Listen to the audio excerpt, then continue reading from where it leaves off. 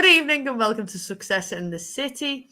My name is Helen Webster and I am with the lovely Sandra Scott, and our fabulous, interesting guest today is Joel Jelen. Hello. Welcome, Joel. Welcome. Thank you. I've just had a little message saying that it's not going out on Facebook, Success in the City, so that's why I was looking a bit confused. Okay, it might just connect with us now. Cool. Okay, so thank you, Joel, for giving your time up tonight to come on our show, which is great. And as we get along, we'll find out how Joel knows a lot of our previous guests and bits and pieces as we go along. But the first thing we do is we shout out to the kids, any little people who've done amazing things. So, Sam, do you want to go first? Do you want me to go first? No, you go first. Okay, yeah. So I'm going to shout out because it's half term and they have the half funding has gone live. So there's lots and lots of community groups who do the half funding, and that's for little people to go and have an amazing time in different community centres, and they get fed while they're there. So massive shout out to all of the little people who are going to community venues. So just go. There's loads of little schemes. They do like loads of dead cool stuff. So just go and have the best time ever while you're there. Who do you want to shout out to, San? I'm going to give a shout out to Kira, because Kira was sneezing, full of cold and everything. Has done 5 hours revision today and had a lesson with me. And I said, do you want to stop, Angel? And she went, no, and carried on. The poor girl, you know, when you can see something different, she did really, really well. Brilliant. So, well done to her. Amazing. Joel, any little people you want to give a shout out to? I want to give a little shout out to Silka. Now, Silka is Dave Kelly's daughter. Oh, yeah. She is incredible. She is definitely Hollywood material.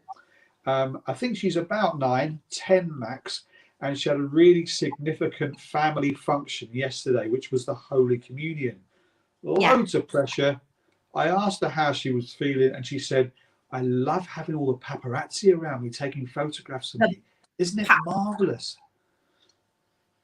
How cool. That's so gorgeous, isn't it? I love having all the paparazzi around me. I like that. Well done. We had Dave Kelly on the show, as you know, Joel. So that's lovely that his daughter did so well. Welcome back, Helen. I know. I don't know what happened there. I just disappeared and then come back on again. Madness. Okay, cool. Facebook. Okay. So this week. Oh, come on, computer. Success this week that's happened to you personally. That's been a cool thing. Sandra, do you want to go first with a cool thing for you personally? Yeah, well, I haven't seen everyone, have I? Because I was sick, and we didn't have this show the first week, and then I was poorly last week, so I haven't seen anyone since Eurovision. So that's been the biggest success ever in the history of the world. So I was the happiest person alive. So I won tickets with the National Lottery, which was why we raffled the tickets that we bought online, which was fantastic. And then I got invited, thanks to Sue Wright, to the after party with all the celebs, with yourself, and we had the best time.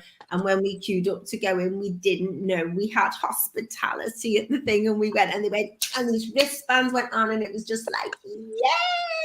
I wish I'd have known and we could have gone earlier, if only I'd have realised. Yeah, but it was just amazing. So that was just the best time ever. And my biggest success was staying out and getting in at 6:30 in the morning, because it's years since I've done that. And thank you for helping me with that, because I had the best time. It was just, that was the biggest success, even though it's not this week.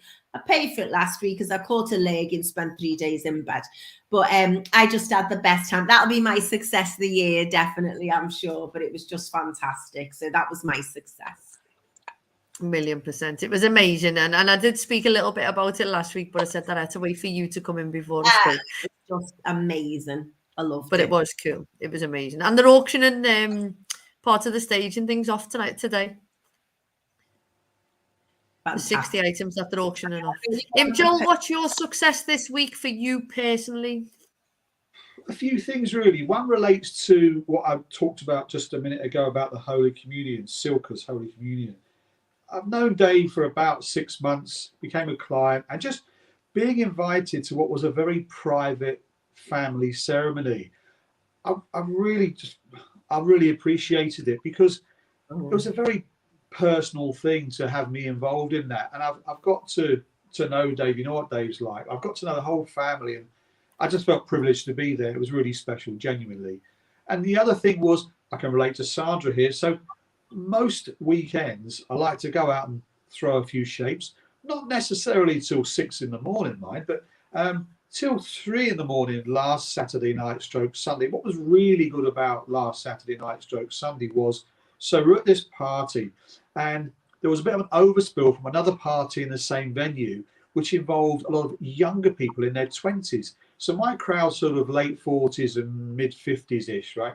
And so they entered the proceedings, and they were, you could see on their faces, they were shocked that we could get down with the best of them, dance for ages, and we had such a ball, we had such a vibe with them.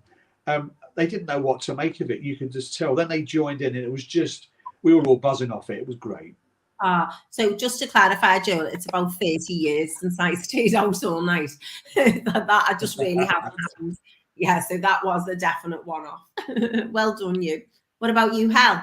You've had so I've had loads of successes, yeah. But I'm gonna say that the biggest success, I think, was on Thursday. I graduated from the growth platform, the growth hub that we did, the growth catalyst, which was amazing. And that's how I met our last week's guest, Palan. And I think, Joel, you know Palan, and Mama Sue. Chutneys. I was very upset. Mate, the chutneys are fit. I'm just saying, the chutneys are amazing. We're going to go and see him, and we're going to eat chutney. But it was amazing, because we had like 30 people on the course, and on week 1 we had to do like where you are in the journey, and you had to draw a picture and talk about it. And then they did the same exercise at the end. And I think, and I said to everybody, I think that was my favorite part of the course, because to see everybody start off with certain issues and problems and frozen. And just be amazing human beings, and everybody had changed, and it was just lovely. So it was a massive celebration. And a big shout out to Kate, who has got the Spanish Caravan, and we went to Love Lane Brews, and then he invited us all to his gaff, so we had a couple of drinks there. But I did get the last train home. I was dead sensible. So yeah, I was quite proud of myself for that. Probably the success was getting the train home. I am actually going out after the show to see the Beats in town, which I'm looking forward to, which was the first band I ever saw live as a kid. Very, very young person, yeah. Boss. Okay. We're going to play this or that with Joel. Oh, yeah. Okay, do you want me to go first? Do you want to go first? First. Okay. So I'm going to say a massive thank you to our sponsors, who are the Childcare Academy based in the Baltic, and it's a nursery for little people.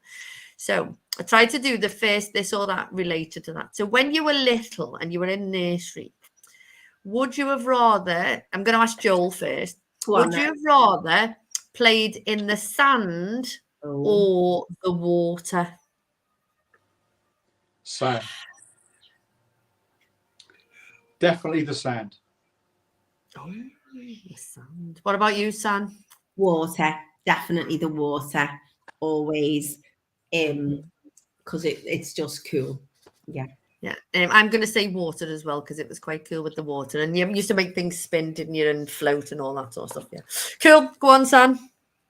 Okay, Joel, I'm going to ask my first question relating to the Childcare Academy as well.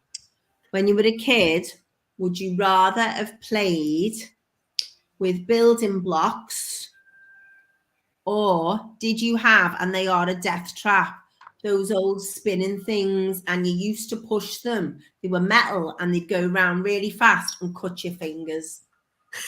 You remember that? No. I remember them, but I never got my cut fingers. No, like a spinning top. In my house. You didn't have those in London. No. We weren't privileged enough. No, I just definitely the first one. Yeah. I was quite inquisitive as a young kid, and I was told I was quite bright. So I believe that, and I like putting stuff together. Yeah. And I particularly love taking things apart. So my mum used to tell me, but I couldn't put them back together again, which didn't make her very happy. But there you go. Didn't make me a bad boy, did it? No, brilliant. What about you, Helen? Did you prefer like building block toys or like spinning tops and things that move? Building blocks. Building blocks 100%. Yeah. I love Lego, but that was a bit later on, not in nursery. Yeah, no, building blocks, because you can do things with that, can't you? Like a pushy thing. That's once you've done it once. That's it. I'm 100% certain that the Childcare Academy does not have a nasty spinny toy that cuts the kids' fingers. Definitely not. Definitely not. Water there, they have everything in there. I know. They have all that stuff, and they have like a nautical theme, so that's quite cool. Okay, Joel, when you are delivering your sessions, and and this is going to become a little bit relevant about what you did last week with Daisy. Would you rather deliver to a corporate group or a community group? Oh, what a question! That's a difficult one, that isn't it? Because a lot of corporate businesses have a community arm to them. So people like Reading Partnership, for example, they've got lots of different parts to their business. I guess a community group because of the sentimental value. Because in a community group, it's easier to quickly get to know people, what makes them tick. They open up more to you. So I'm going to go community group there. Sorry for stereotyping the corporate world. That was a nasty question. It was a nasty Go on, San. It really genuinely depends what you're doing because it's good fun. So it's nice to do corporate stuff because people can sometimes be a bit stuffy and think, what's this training going to be like? But then they have a ball and you really enjoy it, you know, when you do like the languages and they just have a laugh and it breaks down everyone's barriers, and people who think they might be brilliant straight away aren't always, and people think they're rubbish do well because we just keep it all the same. But I don't do so much community stuff in that type of business, but I did do a thing for the Sunflowers charity a few years ago, and I absolutely loved it. It was one of the most rewarding things I've ever done, and I really, really enjoyed it. So that was that really. But I suppose the corporate stuff pays for your food. You know, they pay for you to eat, whereas the community work doesn't. Yeah. But it's good fun. Go, Joel. Can I just add that I think with working with community groups, you get to do a more heart-led based workshop, whereas with corporates, it's more difficult. It's a little bit black and white, more head-based stuff. People don't open up so much. So anything that's heart-centered in my work, I love that. Mm-hmm. 100%. And I'd massively go community because and again, I think, you know, yes, there's corporate things, but I think for people to open up and to they tend to want you to be there. I think in the community, whereas a little bit corporate, it's a bit like, who's this nutter coming in and doing work with me sort of thing, like, you know what I mean? So for me, community, and you get like the instant wins. Go on, Stan, your go. Okay, last one. Would you rather listen to a book online or a podcast? Podcast for me, definitely. I'd rather read the book because, well, one, I love reading books. Two, I love that feeling of falling asleep while you read a book. How comes that always happens? And usually in the sunshine. And I love sharing books as well. Podcasts, it doesn't have that same thing really, but I love podcasts because just the knowledge you can get on a very specific subject that's often niche. So yeah, but books all day long, really. Everything that Joel said is 100% me. And I have really tried Audible, and I keep on having a go, and I keep on downloading a book and listen to it in the car. And then I read a book, and it said you should study a book, you should listen to a podcast. And that changed it for me then. I thought, because when I'm driving around, I listen to the book, but then other things are happening, so I'm not really focusing and concentrating on the book.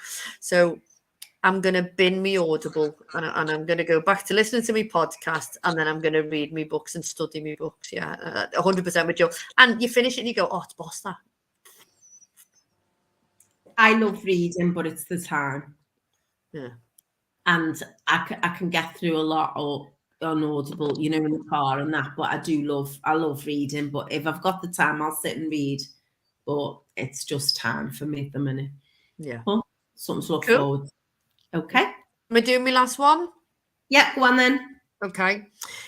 Joel, we're going to talk about breathing and stuff like that. Okay. Would you rather be under the water or at high altitude? High altitude. Do you want to say why? Yeah. Because I've learned to train myself to breathe really well at high altitude, and so I can test it.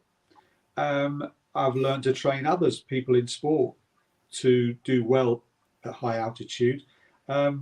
Swimming, we tend to breathe well anyway when we swim. You don't mouth breathe when you swim because you have a gob full of water, don't you? So you naturally breathe better when you swim. So there's more of a challenge at altitude. So that's why.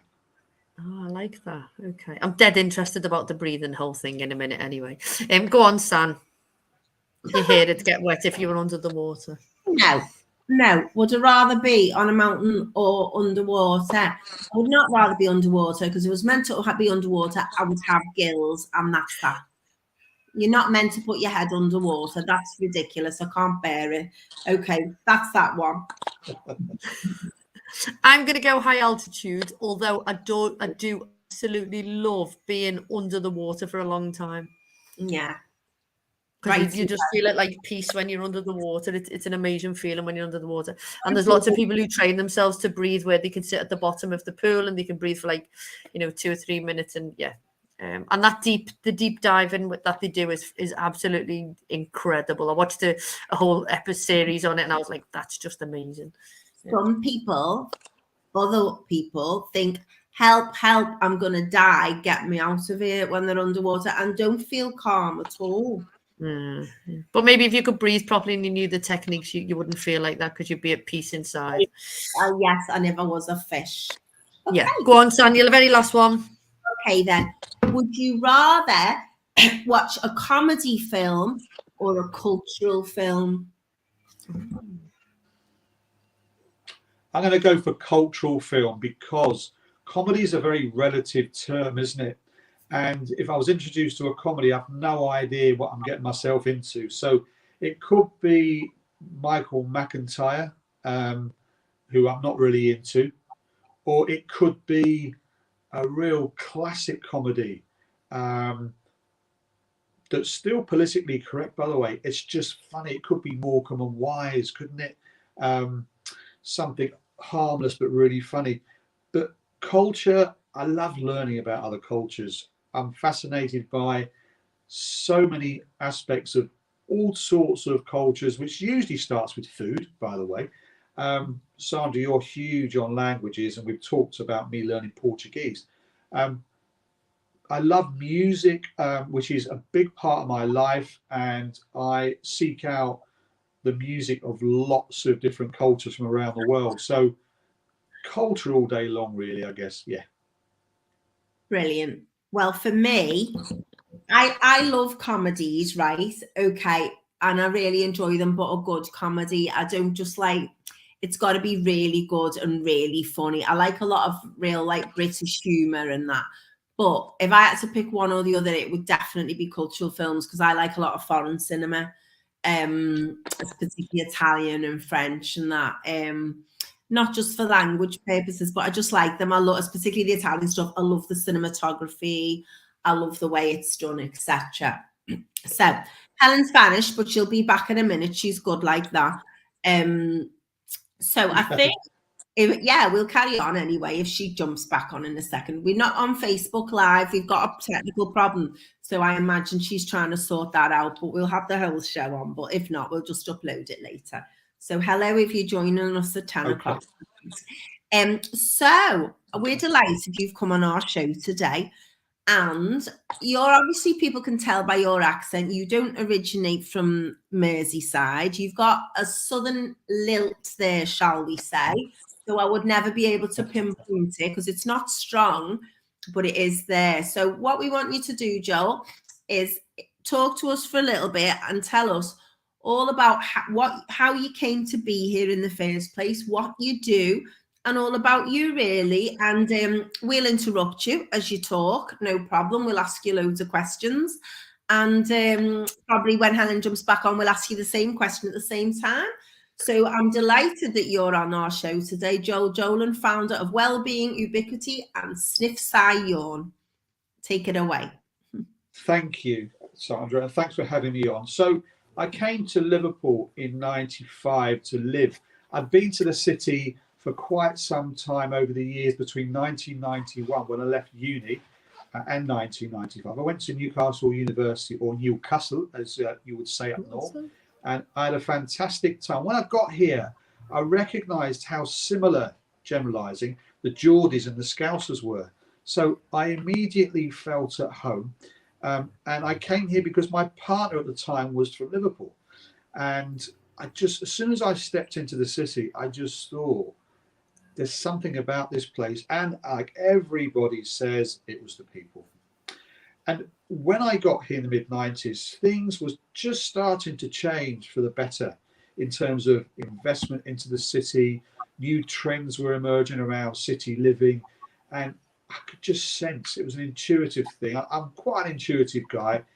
It was an intuitive thing to stay here. And my partner and I moved on very amicably a few years later, but basically almost everything I had in business was here. And I decided that this was going to be the best decision I ever made in my life, which was I was about 36 then, 35, 36, and I've never looked back. So there you go. That's an introduction to why I'm here. I love that. And there's lots of people, isn't there, who come to Liverpool for various reasons and are adopted by the city, and they adopt the city, and and they decide to stay. So you were talking about that, your business was here. Do you want to explain a little bit about your business and what you do? And Sure. So I came here in '95, as I mentioned, and I'd studied health economics as a degree. And what I really wanted to do, truly wanted to do, was journalism. But in the mid-90s, if you were over a certain age, you couldn't study for the NCTJ journalism qualification, which was crazy.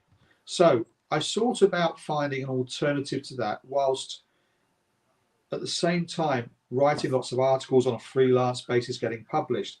And I thought about PR as a business and as an industry, because it's very, very similar to journalism, but of course you're representing people instead. So I networked my way into a PR company called Stopforth Bright Anderson in '96. They gave me an opportunity. And again, like I said about moving to Liverpool, I never looked back. I moved to one other company in Manchester called Precise. Then I was given an opportunity to run the PR division of an advertising agency in Cheshire, which I took on for a couple of years. That was 2001, when I decided that after 2 years at this Cheshire agency, that Liverpool was really, really on the up. And I was going to place some roots in terms of running my own business in Liverpool as well as live here. And it just grew and grew from there. People were so kind to encourage me to do it, first of all, encourage me to grow the business by giving me work. I became very well networked through the hospitality industry. I soon found out that the skills my grandma had taught me about being a feeder were very apparent because of all these different restaurants, hotels, bars I had, which I'd invite people to for events, launch events, birthdays, etc., etc. I got a great network through that. Who wouldn't have liked coming? They were free. Sandra, you've been to one or two. Who wouldn't have liked to come to a do where you get fed and watered for hours on end? You meet great people and it's for free. So I was seen as the go-to guy doing all this, and I did that for what, nigh on 15 years or so, and I loved it. Mostly because I was just feeding people, but I grew a great business network from there. Really, really good events as well in a lot of nice places. Yeah, he did Kate's Japanese restaurant. Oh, okay. Amazing. Yeah, and loads. You did. Bouchon was fab. Bouchon was amazing, and Justino's. Really, really good events. Yeah. So for the people who don't understand, can you sort of give us a little bit of an explanation of what a PR agency does? Yeah, it's a bit of a misnomer, and it's not the best term still for what we do. So we're publicists, we're connectors, we're marketeers digitally, strategists from a marketing point of view, and we put on events. What we do is we take a company, an organization, an individual, a brand, and we make them famous. We make them famous locally or regionally or nationally or internationally, depending on what their needs are. Yeah. And we do it through print, online, and broadcast media coverage, schmoozing journalists, basically. And we make them the news of the day or the news of the month or the news of the time. And we carry on doing that over weeks, months, sometimes years, to build momentum and to sustain that company, that individual, that organization, that brand. And we use lots of other tools to support that. So it's a multi-skilled role, but basically we make people famous, and often if it's about profit, we make them a hell of a lot of money. Brilliant. I love that. Brilliant. That was a nice little nutshell. And then so you were saying that you did that for like 15 years, and then you were about to tell us the next thing before I interrupted you. Yeah, so I'm still very much embedded in the PR and marketing industry. All that's happened is I got a little bit older, and I've moved on from hospitality for two reasons. One, because I've just developed further interest in other sectors. I've also got to the point where I want to start working more in a setting where I'm really making a difference to people's lives, not just putting food in their gob. Yeah. So, as important as that is, of course, but that really means extending my work and our interest into charity, into community organisations, into areas that are quite new and constantly evolving. So well-being, for example, as an industry, 20 years ago, it wasn't even an industry. Yeah. Now it's huge. And there's so many different facets to it. And what it's done as well is it's enabled me to bring into play one of my own passions. As a kid, I was a mouth breather. I was a poor little kid, really. The doctors couldn't work out what was wrong with me, so kept shoving antibiotics like sweets in my gob. I keep saying the word gob, I don't know why. Anyway, got to about the age of 15, 16, and my mum was really curious. My mum's a bit of a rock for me. She was really curious why this kept happening. So I went off to university and I started to read loads and loads of books about well-being. There were only a few around then. And I came across this doctor who I then went to meet. This was my inquisitive mind with my journalist's hat on. I didn't actually get to him until I was early 20s. But anyway, I was still at uni. I met this guy called Dr. Len McEwen, who was the founding father of hyperventilation syndrome. And he taught me about the facts, the scientific fact that majority of people breathe incorrectly through their mouths and from their chest. And this can create up to 150 different medical conditions. And I couldn't believe that he just told me why, over so many years, from a little baby, that I'd suffered in the way that I did. And he said, your GP should have known, but there was such little known about the importance of breathing correctly for optimal health. And he explained that there's half a page in the medical textbooks that still are used by students today at university, devoted to the importance of how we breathe. All about the Bohr effect, B-O-H-R, Bohr effect, to do with the transportation of oxygen into the brain, the muscles and the nerves. And I'm amazed that nothing's changed, but I just felt that I didn't want kids like me to grow up in future, parents to see their kids suffer, parents to live their lives with asthma, live their lives with food allergy. And if I could make any difference to a relatively small number of people in this world to not suffer in the way that I did, great, I'm going to do it. So I've just completed a book, which is published next month, as in June. It's almost June, isn't it? Called Why Does Daddy Breathe Funny? Have you brought a copy of it to show us, Joel? I haven't. Okay. It's Top out there secret. shortly. It'll be on social media shortly, and I'll never stop talking about it. So there you go. And I'm really proud to have done this because it's been in me for years. I just couldn't work out how to process it. And I just thought in the end, you know what? I was a kid when I suffered. If I go for the kids to explain to them, they'll explain to their parents. And it's often the best route, isn't it? Brilliant. So you've got a great sponsor firmly embedded in the children's market. And I just thought it was apt to mention that because the power of children in educating us adults is huge, isn't it? Yeah. So I'm running the PR company, which is multi-sector, but with a strong well-being base alongside a breathing education business. I get to go into the PR clients and give them breathing education. I'm using the contacts I've built up, whose faces I've stuffed with food over 20 odd years, going into them and giving them well-being at work sessions, which is mostly around coping strategies for stress. So I talk about emotional well-being and resilience quite a lot, but actually it's more to do with how to cope at work, because the stuff we bring at work often isn't ideal to be really productive at work. So they are my two passions right now. I love that. And how did you come up with Sniff, Sigh, Yawn? Okay, that's a great question because it allows me to talk about three of the most common things we do which create dysfunction in us. So when we sniff a lot, okay, if we've got a cold, understandable, but a lot of people sniff out of habit. Now, when you sniff, you're taking a breath. You're taking an in-breath. When you sigh, you're taking a big breath.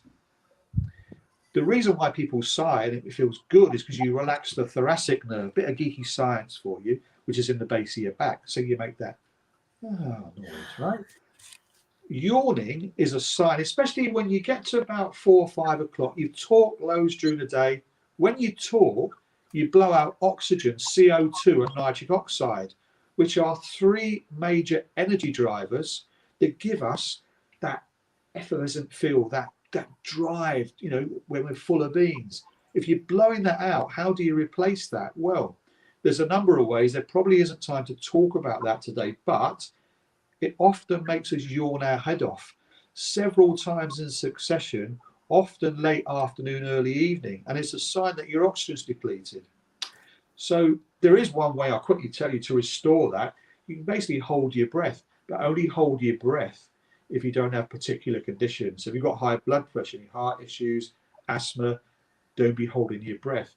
There's ways you can hold your breath just for 5 seconds, where you pinch your nose and hold your breath, mouth closed for 5 seconds, then relax for 10 seconds. Repeat that 6 times, and that brings your breathing rate down. It puts back the oxygen, the CO2 and nitric oxide you lost, and gives you some more energy back.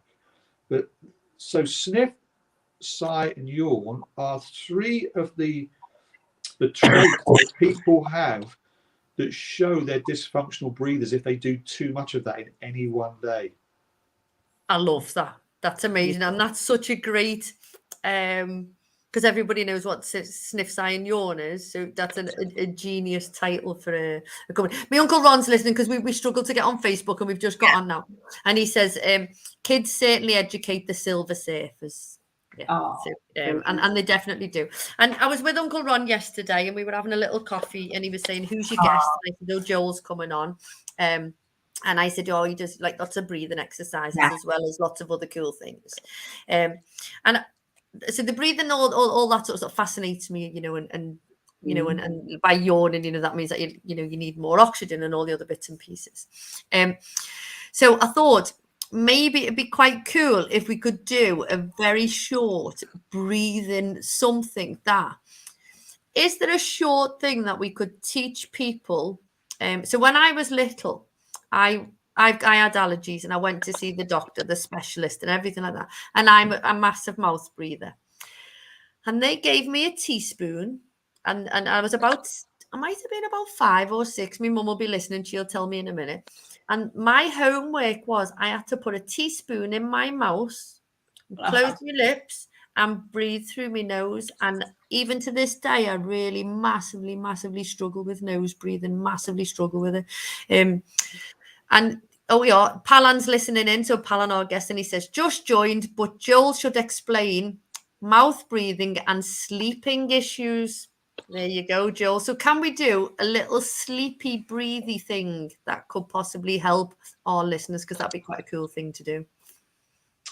So that's a great question. Hi, Palan. So the thing about sleep and mouth breathing, which is kind of what Palan's getting at, the way we sleep is determined by the way we breathe during the day. Okay. If you mouth breathe a lot during the day, your sleep will inevitably suffer. Okay. And the main problem that people have with their sleep, and one of the most serious conditions associated with sleep, is sleep apnea. Yeah. And obstructive sleep apnea. Snoring is the sort of more comical, laughed at issue that people have connected to sleep, but that's actually really serious snoring. It ain't no good for you. It spikes your blood pressure. It raises your heart rate. Also, when you snore, you're more likely to snore with your mouth open than closed. You can sleep with your mouth closed and still snore, but it's usually with your mouth open. When we sleep with our mouth open, we're on fight or flight in stress mode. Mm-hmm. So how do you expect to wake up, function, go full throttle, be in a good mood when you've been stressed out for 8 hours asleep or supposedly asleep? So it's our breathing and how we dysfunctionally breathe at night that causes the most sleep problems that people don't necessarily realize.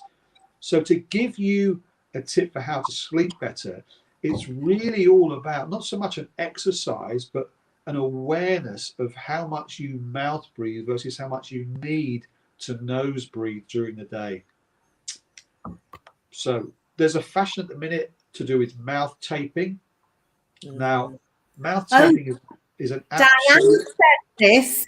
Diane said he won't have enough tape for me. He'll explain.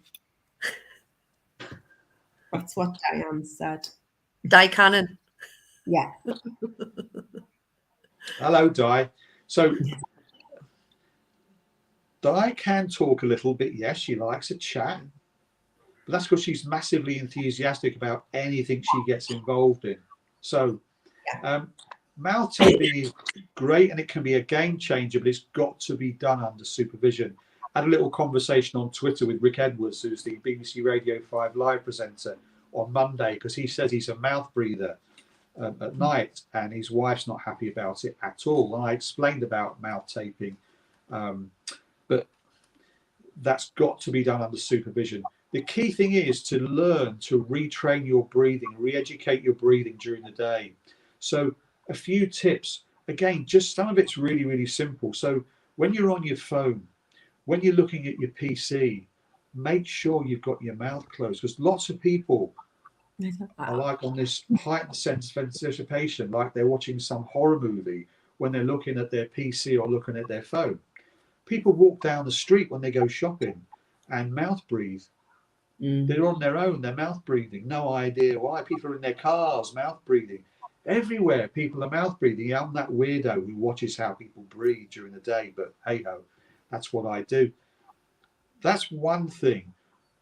Wow. There's exercises. There's one particular exercise which I mentioned before, which is the 5 and 10 technique, or many small breath holds. The point about that is that the less you breathe during any one day, the healthier you are.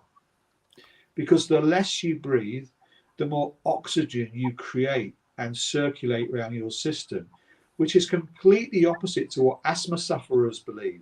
So your classic asthma sufferer who will be there saying, I can't breathe, goes for the inhaler, takes some inhalation from that, right?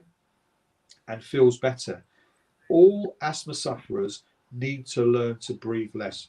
There's a relatively famous QED series from BBC One in which they did a trial.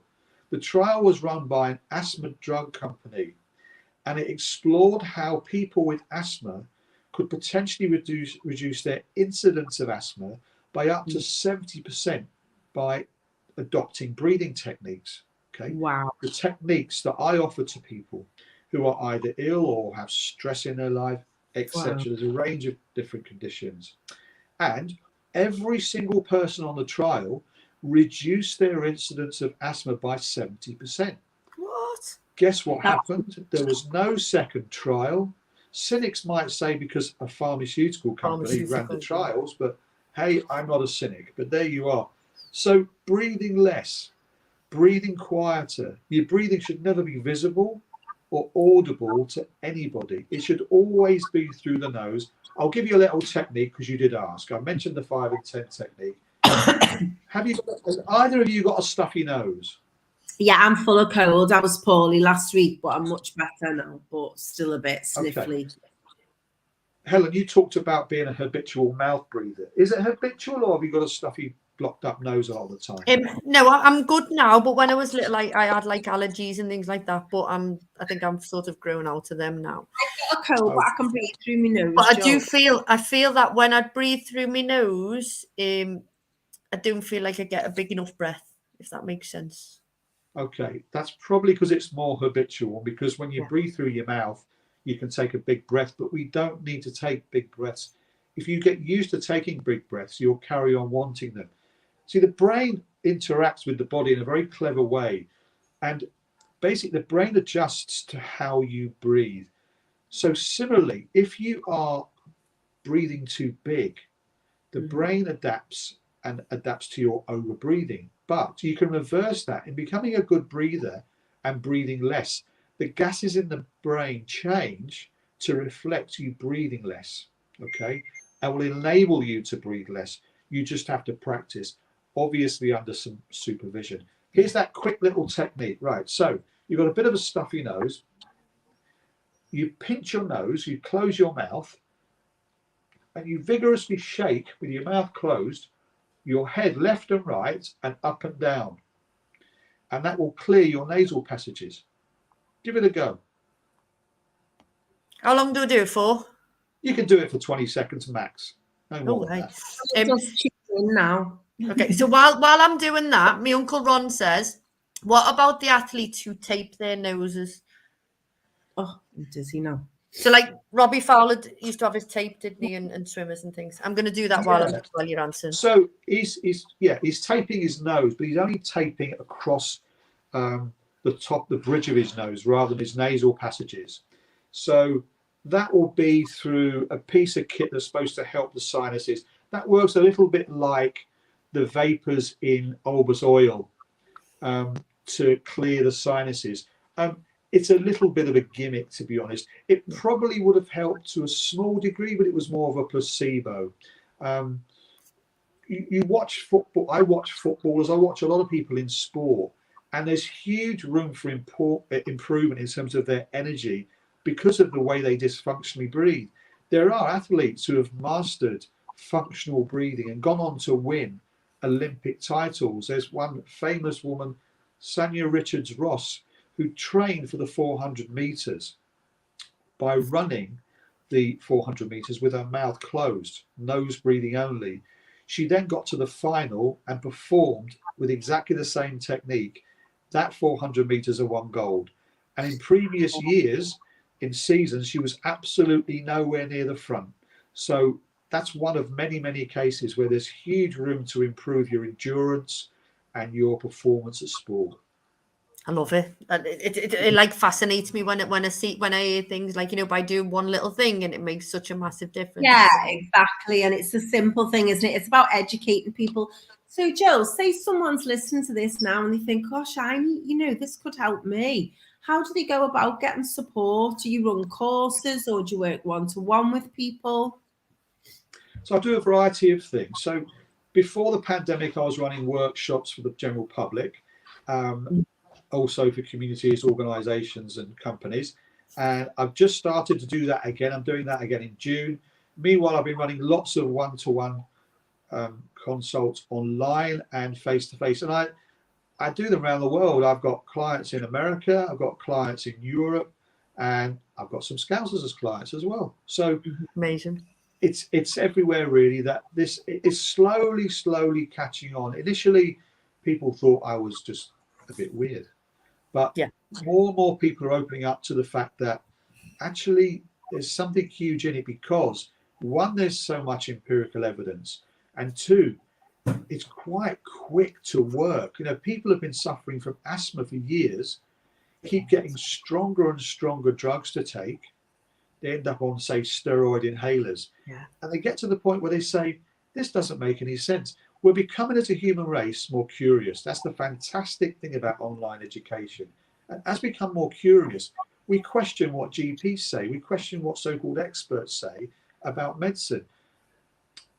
Yes, none of us, if we're not trained, are doctors, are surgeons, but we often know our bodies better than any particular medical expert. And when you get to the point where you have that level of curiosity, go on, tap on someone's door, in other words, online initially, and find out, because there's a raft of information out there now, especially about what I do, that can help so many people. And critically, breathing well is the foundation of good health. I had a great meeting today with two people who are very well known in the city, and rightly so, Mark Waldron and Andrea Edwards. And we were talking about well-being, and they said that, you know, in spite of everything, you can eat well, you can take all the right supplements, you can do lots of different things really, really well.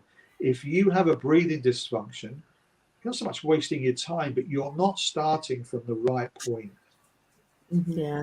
Massively, massively. It's like I've been really conscious about like nose breathing while I'm listening to this, rather than sitting like a gaping fish. Isn't But I it? think that was really good advice, Joel, that you said, be mindful that your mouth's closed. Because sometimes you think you go like that. Yeah.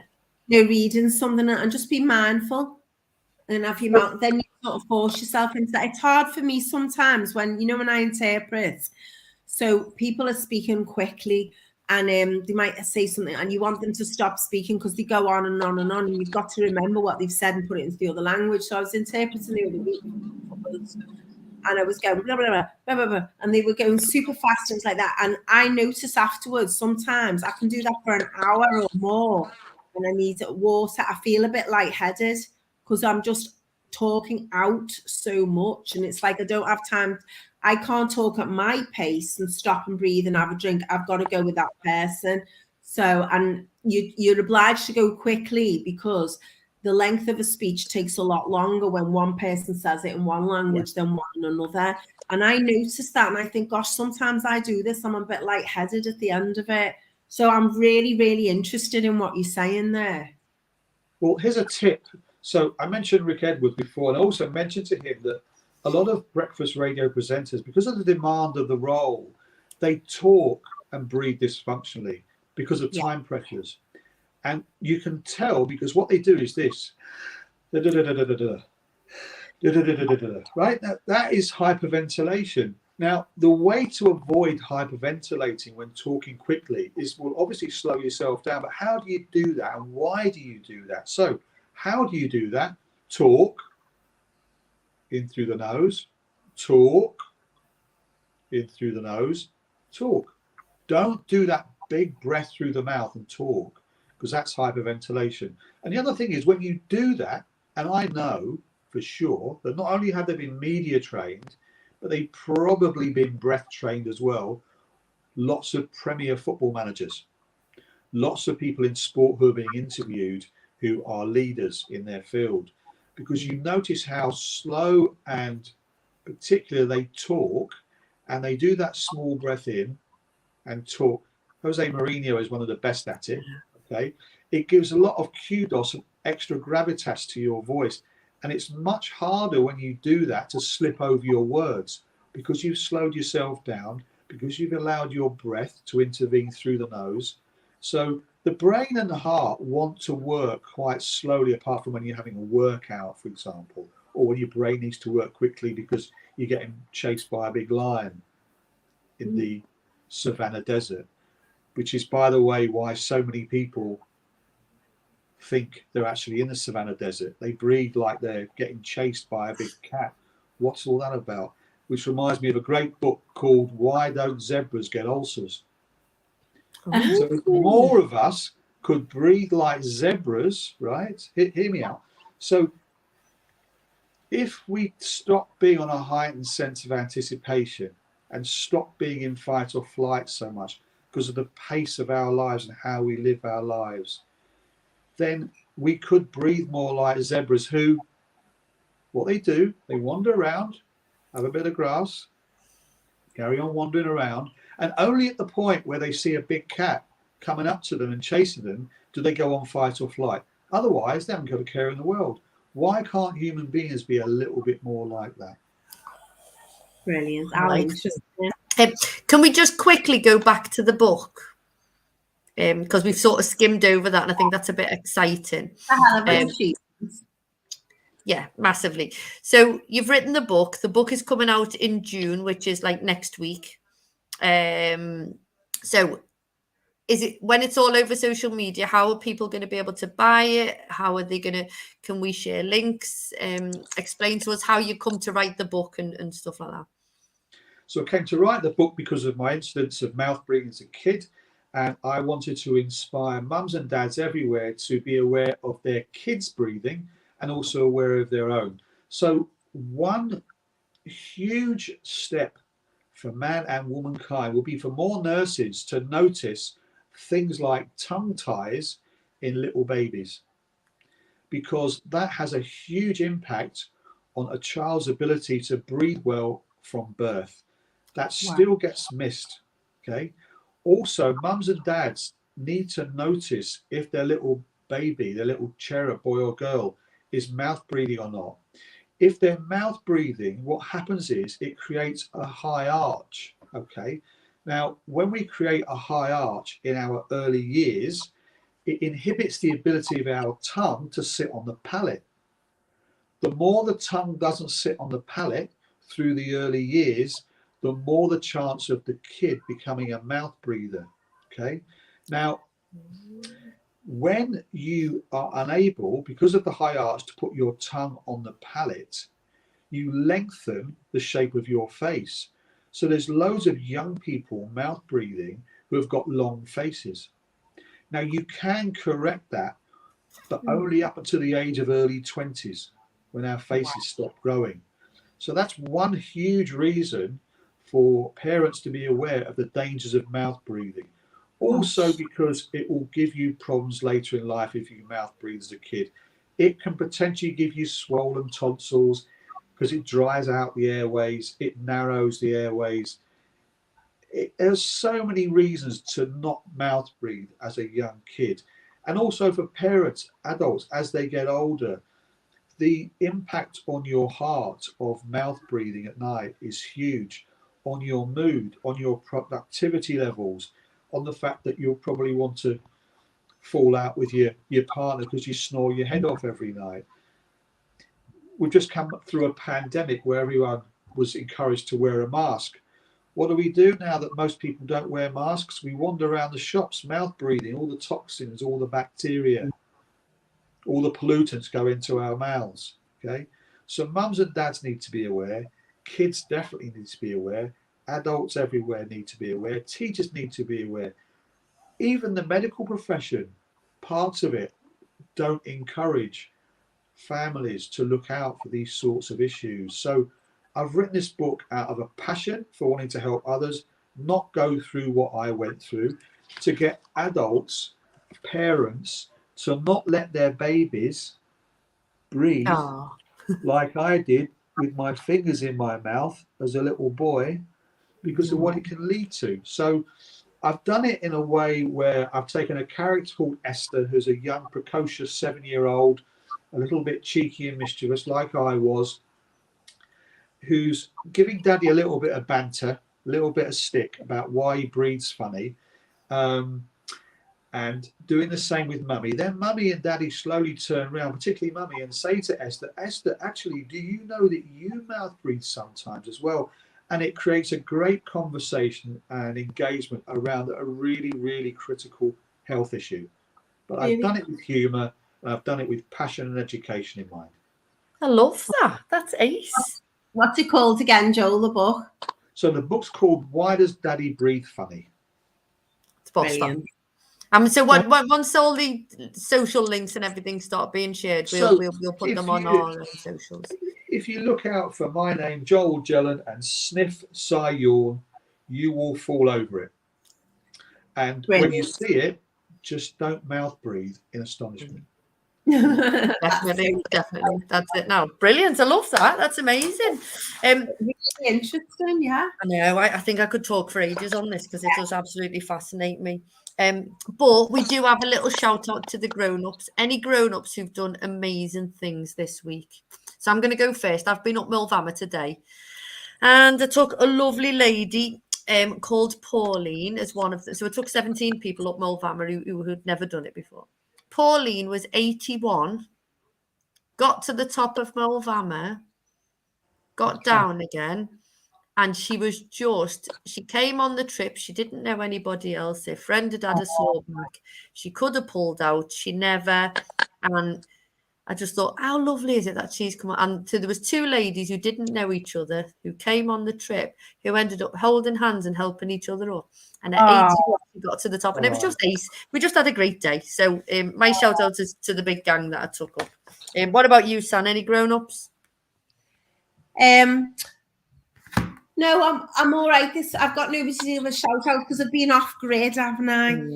Yeah. Paulie and Mr. Reed. Well done to you for turning up today, and after that, going up Mulvama and training first thing this morning and taking your lovely group out. But that's it really. And to Joel for coming on the show. But I haven't got any shout outs today, unusually. Okay. What about you, Joel? Which grown-ups are you going to shout out to? I'm going to probably shout out to my mum because I've convinced my mum in the last week because she's in a retirement village and she needs to go into independent living and she needs to declutter her flat. And she said to me over the weekend, after a little conversation here and there over the last couple of weeks, that she's going to throw out about 90% of her clothes and go shopping with me this week. So I'm going to London this week, going to go shopping with me and get loads of new outfits.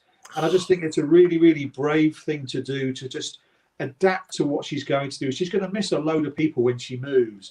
But she's just taking it in a stride. She's very relaxed, my mum. And she's just been brilliant about it, basically. Yeah, so, mum. Brilliant. Well in. Big shout out to your mum. I love that. They're just ace. They're just ace humans. They just get on with it and they're just ace. So you mentioned a book just recently, but what book podcast are you reading that you can share with people that could inspire until your new book comes out, and then we'll shout about that one? It's a question of which one I choose. I'm probably, because I read 3 or 4 books at a time, but if you wait there, I've got just the book.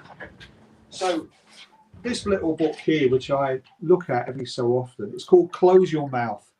And it's by Patrick McEwen. I met Patrick in 2016, and he's one of 2 guys who had a massive influence on me. He's a very kind, generous, gentle guy from Galway, beautiful Galway in west of Ireland. And he wrote this book, which is a seminal book on how to breathe correctly, and he also points out stuff that we should get taught at school and that every family GP should tell the little ones and their parents. And you can probably tell, can't you, that I can read about stuff that most people would regard as my work.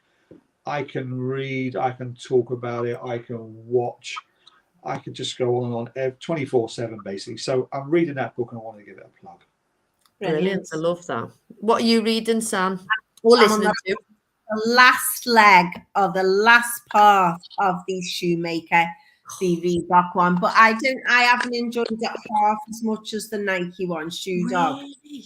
Yeah, you said there were loads of parallels. I thought, there's some, but I just haven't enjoyed it the same way. I felt because you were sick. It's a bit different. No, I mean, I'm listening to it, but I love the Nike one was fascinating. So there we go.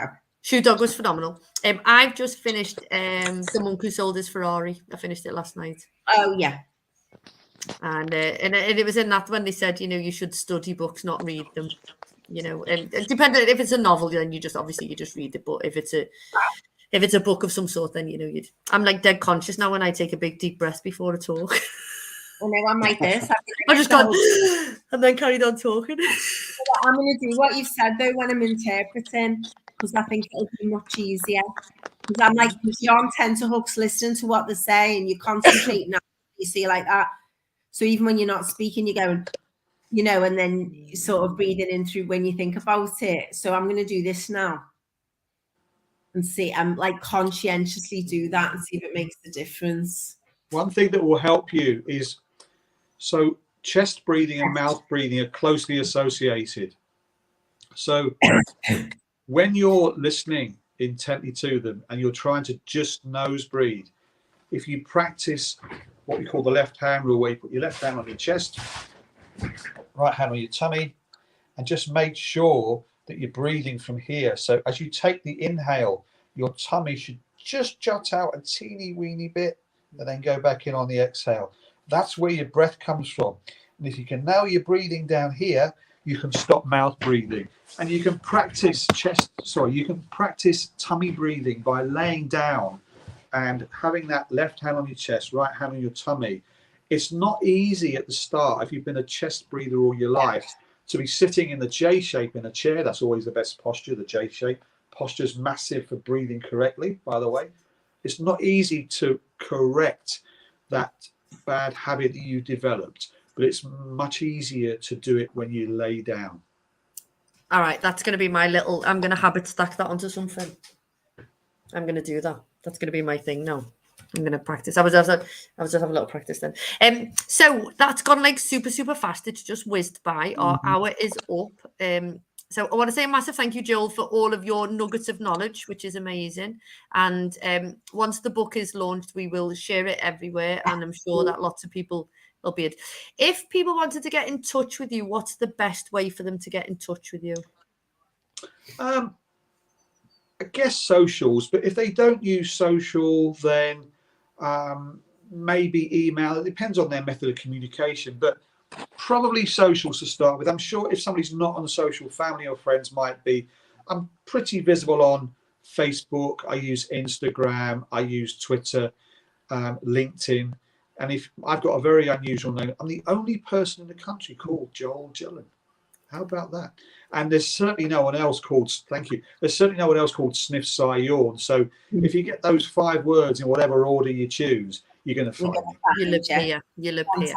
Well done. So our very last thing is that we hand it over to you to give us a closing quote, mantra-y thingy, something that you live by that we can share with everybody. Okay. This is difficult to narrow it down to one, but I've gone for do it right or do it twice. Oh. So in other words, if you're confident you're really good at something and you're not disillusioned at the same time, go for whatever it is you want or need to do. But if you need help and someone's got better skills and knowledge than you, get them to do it. Yeah.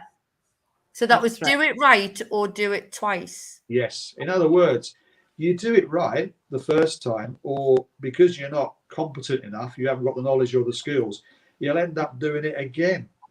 It's like, it might be decorating. It could be something as simple as that. If you're rubbish at decorating, get somebody in, because you'll have to end up doing it twice or maybe even 3 times or 4 times. It's often cheaper just to get someone in and do it. That's one example of many. Fair enough. That's all right. Thank you so much. Massive thank you. It was amazing. I think we can probably get you back on again to talk a little bit more breathy things, because once the book's launched and we have a chat about everything. So lovely to have you back, San, and it's good that you're looking well. Thank God, honestly, I had proper FOMO last week with the chutney, and you were going, it's lovely, and I was like, and I've got all the chutneys and they are fit, and I gave Uncle Ron the apple one, so I took him some yesterday. Yeah. So and a massive thank you to Joel, and we will see everybody next week. Thank you. All right, then. Hasta luego. Bye. Hasta luego.